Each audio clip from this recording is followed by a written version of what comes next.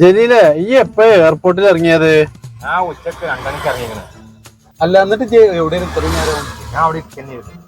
എയർപോർട്ടിൽ തന്നെ ഇരിക്കരുത്. ഞാൻ അവിടെ ഇറങ്ങിയ ശേഷം മനസ്സൂനെ വിളിച്ചേ. ആ അത് ശരി.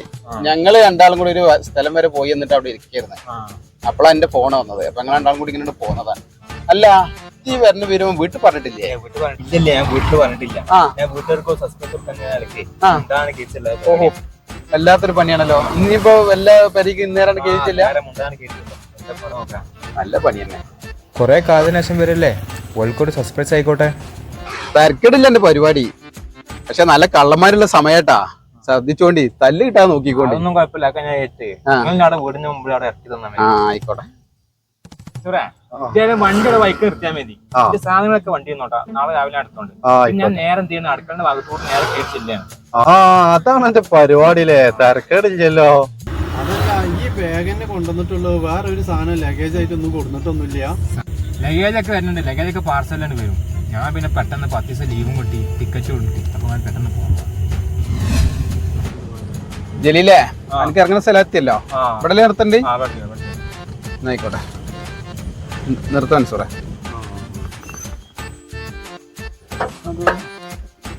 അല്ല ഈ ബാഗ് തിന്നോട്ടെ, ഇറങ്ങിക്കോ. നാളെ കാണട്ടെ. പറഞ്ഞു.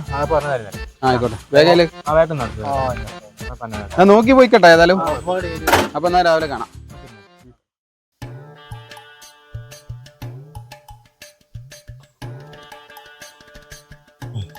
സ്വിച്ച് ഓഫ് ആയാ വെളിച്ചില്ല.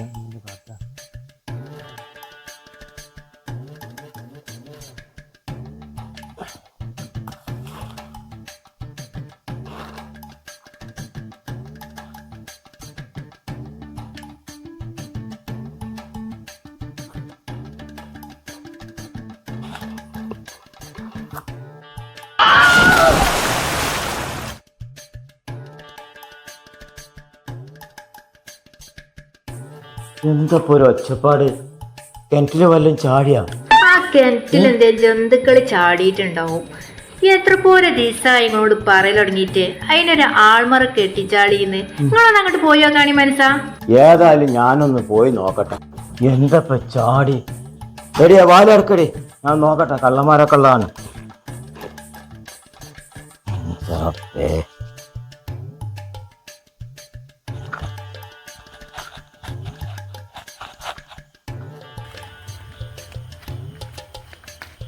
A few minutes later. അൻസുറേ, അപ്പൊ അങ്ങനെയാണ് കാര്യങ്ങളൊക്കെ. ഞാൻ നല്ല അവിടെ പോയപ്പോഴാ വിവരങ്ങളൊക്കെ അറിയുന്നത്. ഇത് ജലീലിന്റെ ഉപ്പയാണല്ലോ. ഹലോ ഹലോ, എന്ത് കിണറ്റിൽ വരാൻ വീണിക്കണെന്നോ? എടാ ഫോൺ ഇവിടെ കാട്ടിക്കാ.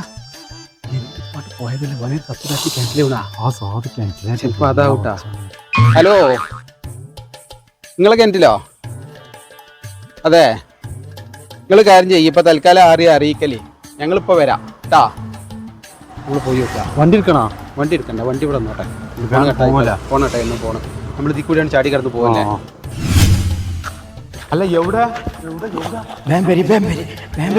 ബംഗാളി എന്നാ തോന്നുന്നു. കിണറ്റിൽ ചാടിയിട്ടാ. ആയിക്കോട്ടെ. ബംഗാളിയാണോ തമിഴനാണോ ഒന്നും അറിയില്ല. കോലത്തും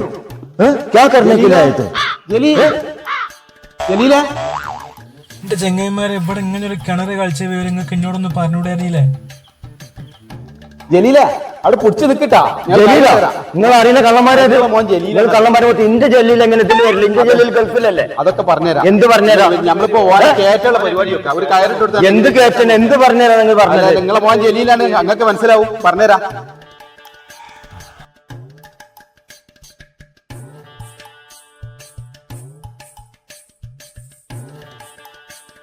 ഇതൊക്കെയാണ് ഉണ്ടായത്. ഇപ്പൊ നിങ്ങക്ക് മനസ്സിലായ? നിങ്ങൾ അവിടെ നിന്നാണ് കഥാപ്രസംഗം പറയാൻ എന്നെ ഇവിടെ എങ്ങനെ രക്ഷിക്കി.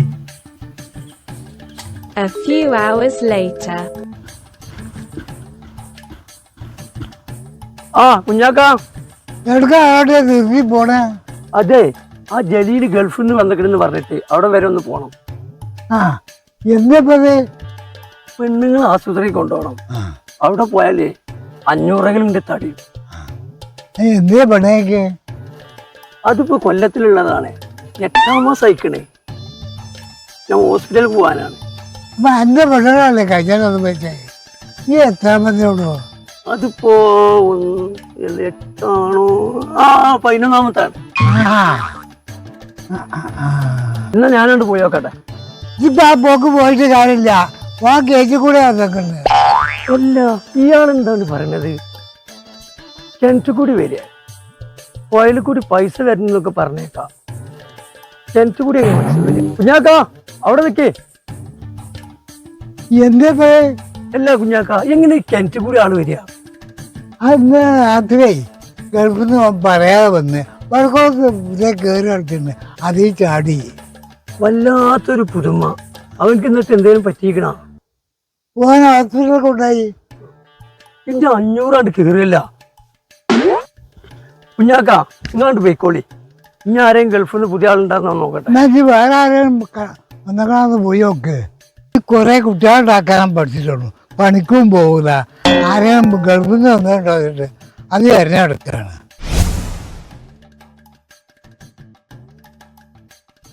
അല്ല, അത്യാവശ്യം കിടക്കേണ്ടി വന്ന ഡോക്ടർ പറഞ്ഞേ. ഡോക്ടർ പറഞ്ഞത് 15 ദിവസം ഇവിടെ കിടക്കേണ്ടി വരുന്ന. ആകെ ഒരു 10 ദിവസത്തെ ലീവാണുള്ളത്. ഒരു 5 ദിവസം കൂടി ലീവ് കൂട്ടി ചോദിച്ചു നോക്കിയാ പോരെ? എനിക്ക് പ്രയാസമൊന്നും ഇല്ലല്ലോ. എന്നാലും നിങ്ങളെ സർപ്രൈസ് നടന്നല്ലോ. അവന്റെ പൊന്നെ, ഓർമ്മിപ്പിക്കല്ല.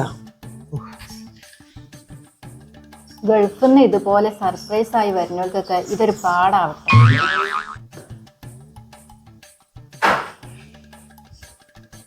എന്തേ പറ്റി?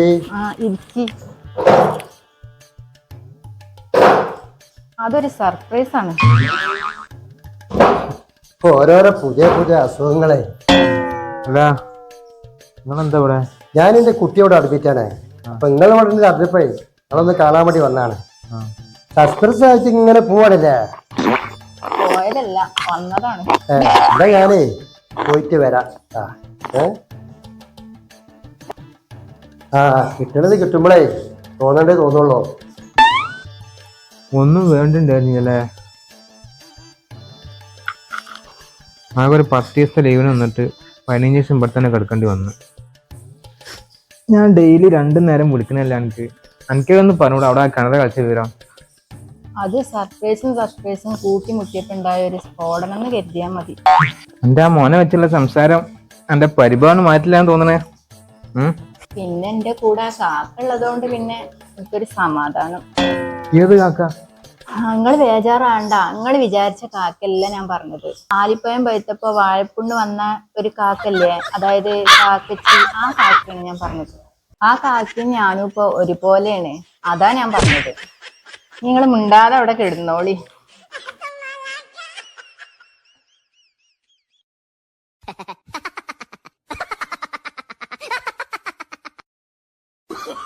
Oh, no, no, no, no.